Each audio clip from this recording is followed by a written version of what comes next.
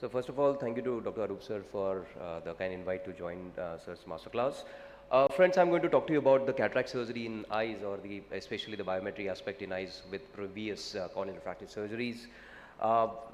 This is a very interesting slide because this actually depicts one message, is that actually the attempt of corneal refractive surgery started about a century back.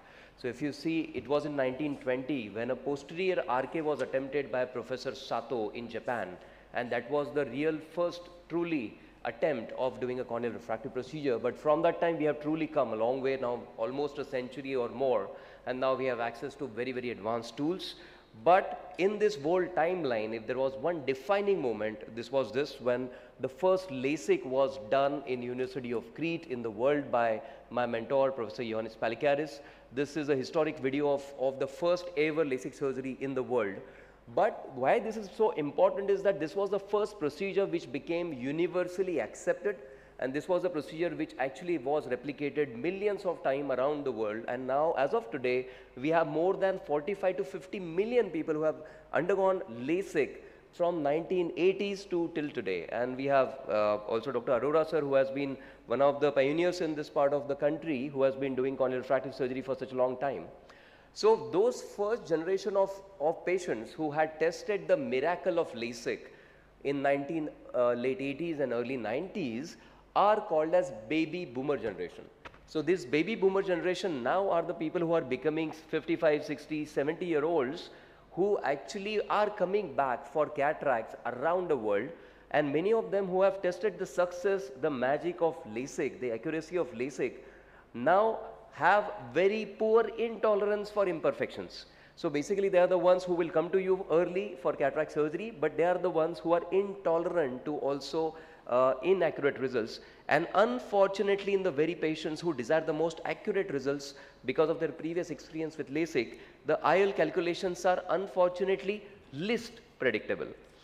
Why this happens? To understand this, let's understand how the virgin eye looks. So these are the two general formulas. I'm not going into the advancements which Dr. Arup sir has already gone through, but generally speaking, there are two different formulas. One is the regression formulas which are on the accumulated data, and the second one is the theoretical formula which works on the principle of effective lens position. This effective lens position is basically in microns, the distance between your anterior refractive surface of the cornea and the nodal refractive point on your crystalline lens, and this can also be supplemented by once you implant the intraocular lens at the same level.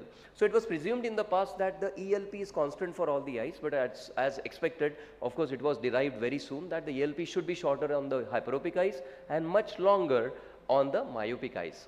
So if we want to predict this ELP to come to biometry, all these formulas were actually deducting their biometry calculations on the basis of a lot of parameters, and these parameters, as you can see here, vary depending on the formula that you are trying to choose.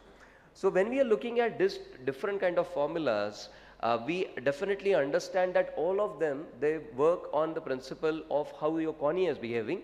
And there are three sources of errors once somebody has undergone a corneal refractive surgery, and because of these three errors, the unpredictability of the refractive or biometry outcomes of our LASIK goes haywire.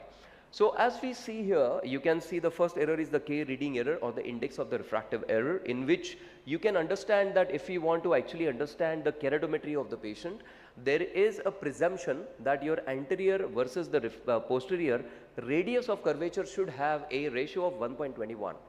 But this ratio, which should be presumed to be 1.21, goes again for a toss once you have undergone a myopic LASIK procedure. So there is an overestimation of keratometry in these formulas that leads to underestimation of biometry, and thus leading to what is called as a hyperopic surprise. And exactly the opposite thing happens in hyperopic patients. There is an underestimation of keratometry leading to overestimation of IL power, and that leads to overestimation of the overall biometry, leading to myopic surprises. The second error is the keratometry or your instrument error, because we all know that if you want to actually know the keratometry for biometric purpose, it should be in the center of the cornea, but all these devices actually calculated 3.2 millimeters away from the center of the cornea, and then they deduce it in a way that what should be the keratometry in the center and extrapolate it. The third error, of course, is the most important error, is the formula error, and we have all seen that majority of these formulas of current generation depend on the principle of ELP. So this effective lens position prediction goes again for a toss when your prediction of keratometry, because of the error formula in the refraction, error formula in the instrument, goes for very unpredictable ELP prediction as well.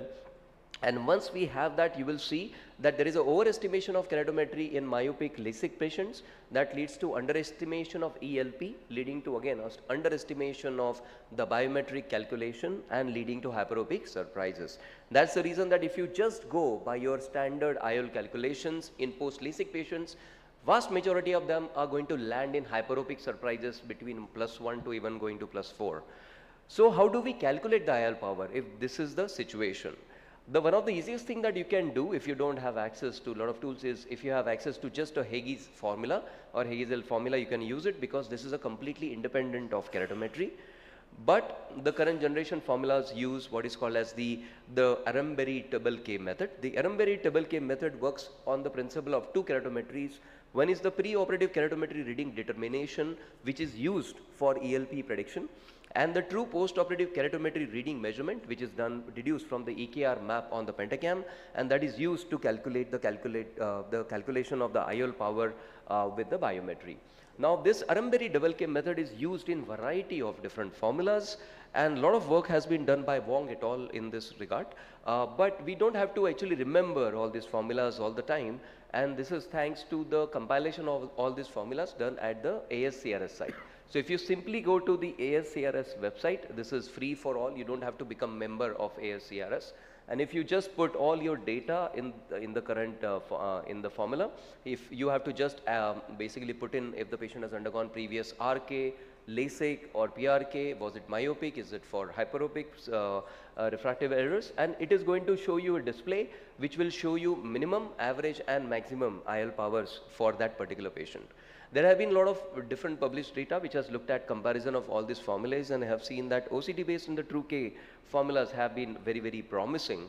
So I think so far we have been very successful in a way to find a solution for post-RK, post-PRK eyes, but still the post-RK eyes are still a delusion for us, because the studies have shown that vast majority of these patients actually go out of ±1.5 diopters. Almost 35% of them are going to give you big surprises.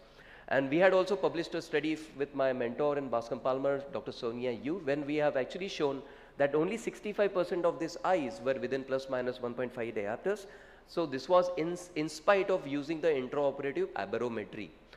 So this is one very typical example that I'll show. This patient had undergone a 16 incision RK in neighboring state, had now 3 to 4 grade brown cataract. I'm not going into the nuances of the cataract procedure per se, but you can see that the patient's cornea had become superbly flat now.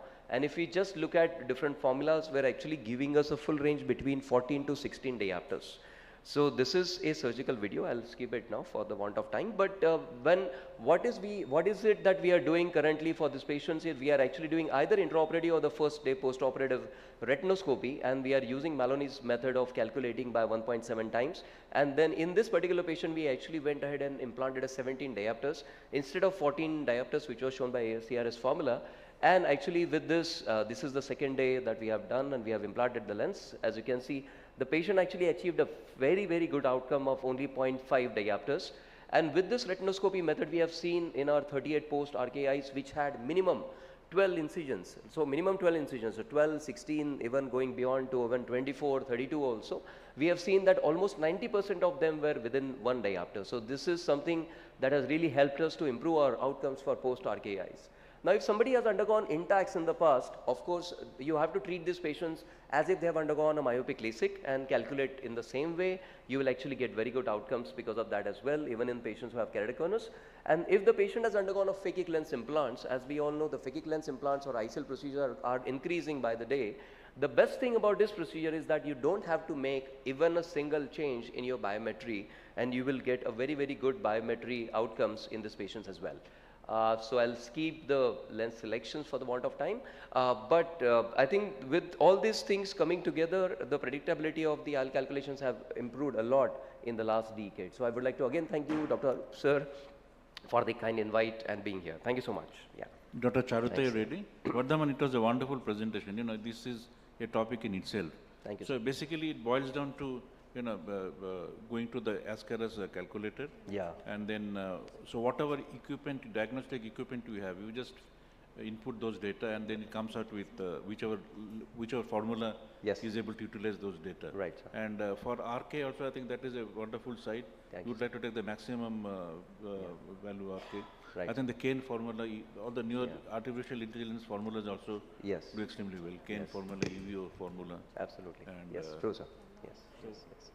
So anybody has any questions, or sir, you would, before Charuta comes online, comes on the stage. Sir, Vinod sir, do you have any comments?